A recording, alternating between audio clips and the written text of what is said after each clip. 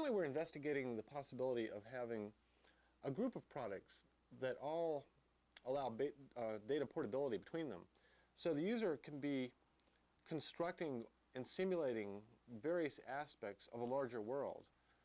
Perhaps I want to build a house or build a city or design a car or whatever. I should be able to buy a product that allows me to explore that, and then when I'm done I can take that house or car or city and place it into my world model. So really the data set that we're dealing with is additive. These aren't islands of data, sitting with each product, but really there's a large set of data that I can slowly be building over time, much the way somebody might build a model train set and slowly get into the various aspects of the terrain and the village and the switching. I can pick whichever aspect of this world interests me the most and I can author it. And I can go into that world, move around in it, interact with it, and perhaps even meet other users in it as it becomes a shared world. Well, the important thing about the data type is that if we design it correctly, we can take that data out of a game and import it into another game. And by doing this, we will be able to, in the future, allow our games to connect, interface, and share data whenever applicable, so that as you buy our products, it will be more like you're buying an addition to a library of tools rather than a standalone game that you'll play for 2 or 3 weeks and get tired of. For instance, when we came out with SimCity 2000, we provided an upgrade path to the users so they could take their original cities from SimCity Classic and move them into SimCity 2000. The user, when they play our games, that's what they're really creating. When they build a city and they spend all the time designing the intricacies of their city, it's that data set that they're creating. Now, they don't care, how much of the code that we have in SimCity 2000 came from the original SimCity. What they care about is they can take their masterpiece from SimCity Classic and move it into SimCity 2000. So that's the reuse that I think really matters to the consumer. The kind of games we do, as I said, are very dependent on process, more so than structure. So the faster CPUs that are coming into the market are a great help to us because we can really make a much more believable world. And the kind of worlds that we make tend to be socially based. They're about real systems, things that real people interact with, like cities. In the future, I think our games are going to evolve to be even more social, beyond just the subjects being social, also the way people play them. They will play them with each other, they will discuss them, they will trade data types. So as networking technology advances, we will start having multiplayer versions. We'll look at ways that these simulations can become basically a communications media between people around things they create, around ideas that they're exploring, around issues.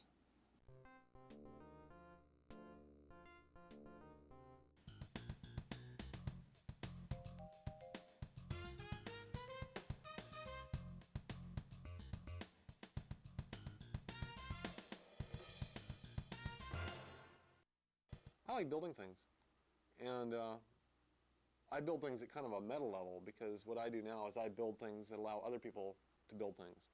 I spent a lot of time growing up building models, and I've always loved building models. And here we're giving tools to the users where they can build very elaborate models of things that exhibit behavior, which are the kind of models I could never build when I was a kid. I was using plastic and balsa wood. So the idea of building a model that's alive and that exhibits behavior is really fascinating to me.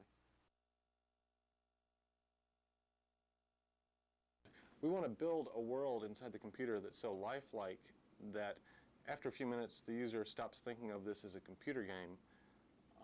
They start thinking of it as a little microcosm inside their computer. And then they're thinking about the forces impacting the people in their city or whatnot, and not about the fact that they're playing a game and if they push this button, that happens. So really we're trying to build the believable behavior inside the computer that they can relate to. When the users play our games, they come to the game with a certain set of experiences, certain expectations. They have, for instance, a model of the way cities work in their mind. When they play our game, what we're in essence trying to do is challenge their model, or perhaps even refine it. So as they play our model of the way a city works, and they compare it to their internal mental model of the way a city works, That's, in essence, what we're really building. We're really building these mental models in our users' minds. The computer model becomes kind of a compiler for the mental model. This is basically called learning. This is the way learning occurs, is you're comparing your internal model of the world against reality or some other model and refining it. So in most people's situation, they don't have the opportunity to plan a city and see it evolve over decades. By compressing time and space, we allow them to have that opportunity and therefore allow them to start reevaluating their mental model. And especially you see this with kids, young teenagers. Their models are very malleable and very unformed. And so it's really an eye-opener for them to play these simulations, and then they walk away from the game, and then when they're out in the real world, they start seeing things totally differently. They have a new paradigm for understanding the world, and it's really remarkable to see an 8-year-old play SimCity and then walk away and start noticing zoning in their town. What we're trying to give the user is a substrate that they can build really neat things with. And then they have an ownership. They build this thing and it's their city or their ant colony or whatever. And they empathize with it. Because they built it, because they created every little road in that city, they care about what happens to it. And this is a very different dynamic than if you plop them into a world and say blast aliens. You know, so they blast aliens, do they really care? They weren't really that involved to begin with. They're just pulling the trigger and occasionally hitting something. When they actually design something, and it's something that they envisioned, maybe their, you know, it's their implementation of their dream city, that empathy with it engages them, I think, much more effectively than other techniques. And that's one of our real strengths with our users.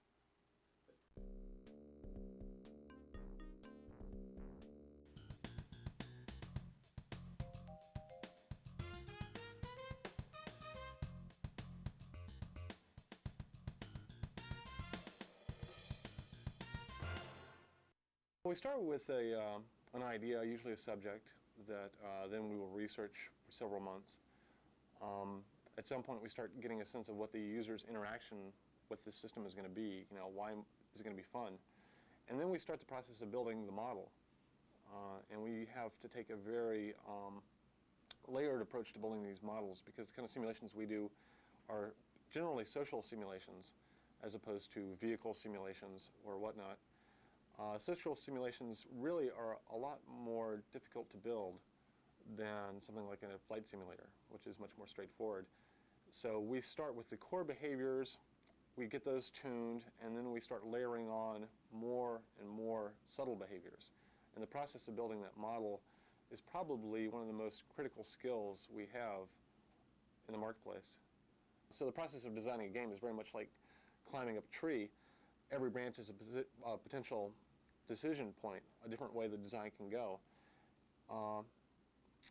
Based on our experience and guided by intuition, we're getting better and better at knowing which branches we should take, both on a technical level, what structure, what data structure do I use to simulate a particular thing, but also on the user interaction level, you know, what fundamental dynamics are more entertaining, more fun to play with.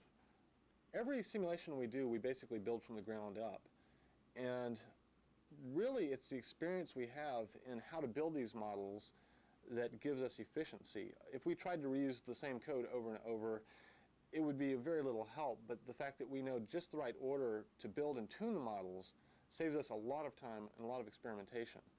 So every model is custom built for its particular purpose and is as efficient as we can possibly make it. I just know what kind of games I like to play. I mean, in essence, that is kind of the way I go about it, is what do I want to play? What kind of game would I really enjoy? And it's really hard to go back and say, what would this person like? I know he doesn't like what I like, so I'm going to have to put myself in his mindset and design a game that he would like. A lot of people do that and they fail miserably. Really, the best games I've seen were designed by people designing it for themselves. This is really very much of an art, not a science at all. On some level, it's a science, engineering the software for particular behaviors. But the user interaction and why somebody finds these fun is very much an art. And that's where past experience is probably the most valuable thing to bring to the task.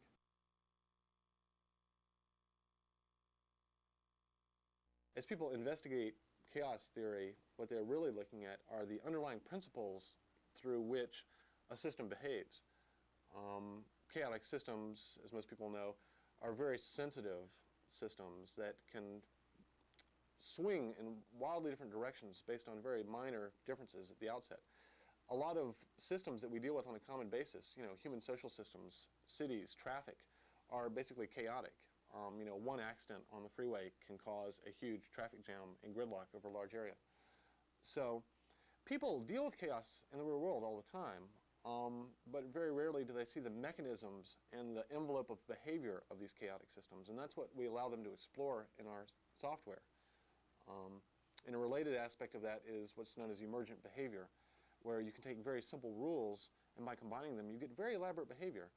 And this is really the essence of our models. Rather than building an incredibly complicated model in sort of a system dynamics approach, we tend to fall back to more of a emergent cellular dynamics approach, where we can encode very simple rules in just the right way and with the right balances. So you get a very complex system that's every bit as unpredictable as reality. And that's, in large part, that's where the real feeling of our models comes from.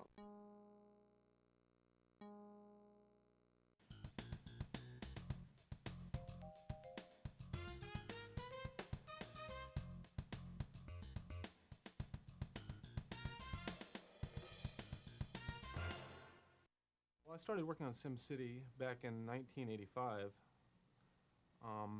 It originally evolved from a game I did earlier, which was blowing up these islands, cities, roads, and I had to develop an editor to develop the islands to blow up, and I found I had a lot more fun creating the islands than destroying them.